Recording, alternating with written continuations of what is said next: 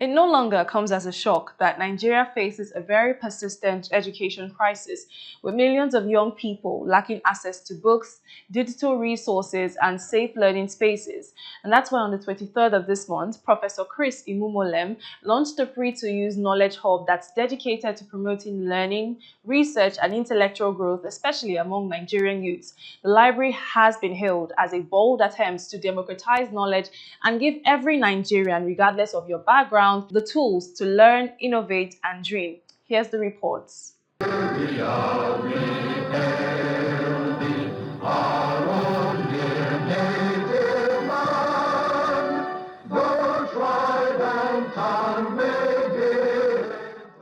In a country grappling with an unprecedented number of over 20 million out-of-school children and limited access to functional libraries, comes the launch of the Professor Chris Imumolen Library, situated in a quiet community in Lugbe, Abuja.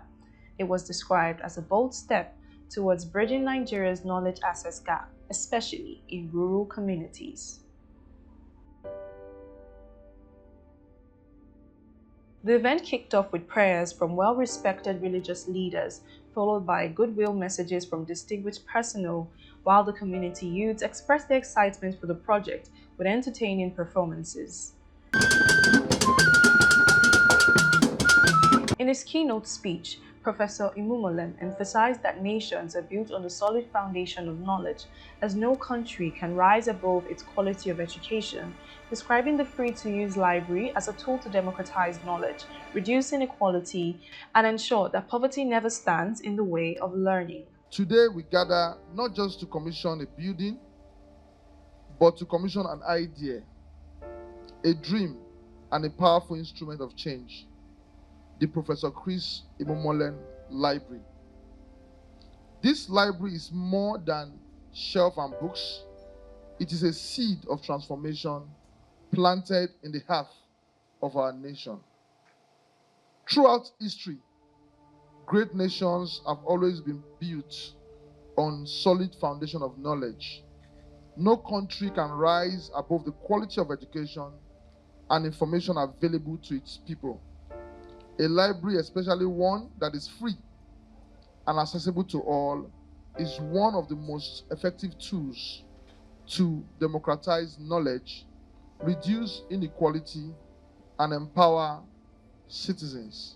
Equipped with over 1 million ebooks and digital resources, the library is more than just a reading space, with facilities such as a restaurant, outdoor relaxation units, and accommodation.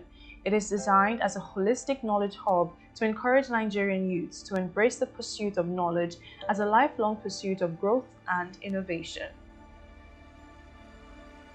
Speaking at the event, Dan Ladi expressed excitement, calling for replication of such facilities across rural communities. He emphasized that bridging knowledge gaps cannot be left to private citizens alone, calling on the government to step in to ensure sustainability of the structure. I'm excited, because of the shrinking of resources to national government and the fact that the states are not investing heavily in education demands that private sector injection into the education sector is very, very important, very paramount. And if we can replicate this in our various communities, if every senator or House of Rep member goes back to his community to build libraries for their community, there will be funding for education can now be directed to several other areas of need. So we must have a way of bringing the local government councils to find a way of contributing something towards the library if we want to sustain it into the future. Also present at the event, Ambassador Tunde urged Nigerian youths to take education seriously, stressing the need for commitment and discipline to translate opportunities into transformation. Youth are the leadership of tomorrow. It's not as if that the leadership cannot begin today, but are we prepared? So one of the things that will make them to also be prepared is actually education, which is actually said by Mandela that the power, the tool that you can actually give to anyone is education. The event has reignited conversations about the state of education in Nigeria. Despite a population of over 200 million, the country has fewer than 500 public libraries, many of them outdated or inaccessible. Analysts say this explains why access to information remains unequal, particularly in underserved and rural areas. Professor Imumolem stressed the long-term challenge of reorienting Nigerians towards valuing education, emphasizing knowledge as the key to liberating this nation from poverty. As a country, one of the things that will liberate us from poverty is knowledge. Knowing. We are a nation of smart people, no doubt, but we need to also ensure that our youth also have the right knowledge, have access to the right knowledge. So what we have done here is to specially select the right books, because it is not everything that is being consumed on the internet right now. So we have selected the right information, and we want to encourage the people out there, especially the members of this community and beyond. Yes, we are not in competition with any other library. We are only trying to see how we can add value to whatever is being done. So what we have here is both e-library and the physical library. And the e-library have more than 1 million books. So, and we have the physical library, which of course you can see the physical books.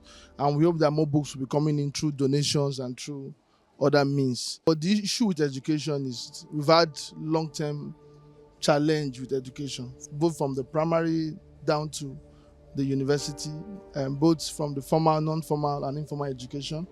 There have been a lot of chaotic. Education is very paramount, and for Africans, yes, we need to be educated. Educated not in form of having degree or paper, but mindset, having the knowledge in our mind. And this knowledge would help us to boost our economy, would help our country to grow better. Yes. The opening of the Professor Chris Imumolem Library is being held as the opening doors to opportunities, to hope, and to the possibility of a more inclusive Nigeria. But for a sustainable impact, experts insist that the model must spread nationwide, supported by government and community investment. In a nation where access to knowledge has become a privilege, this launch signals a step forward in ensuring no one is left behind in the search for knowledge.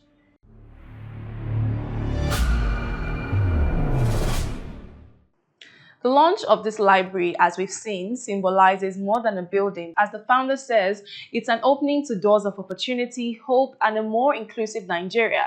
The real question now is whether the government and the communities can work together to multiply and sustain models like this nationwide, ensuring that no community is left behind in the search for knowledge. That's a wrap on today's episode of Green Footprints. Many thanks for watching. I'm Tonya Gubanjo. Bye for now.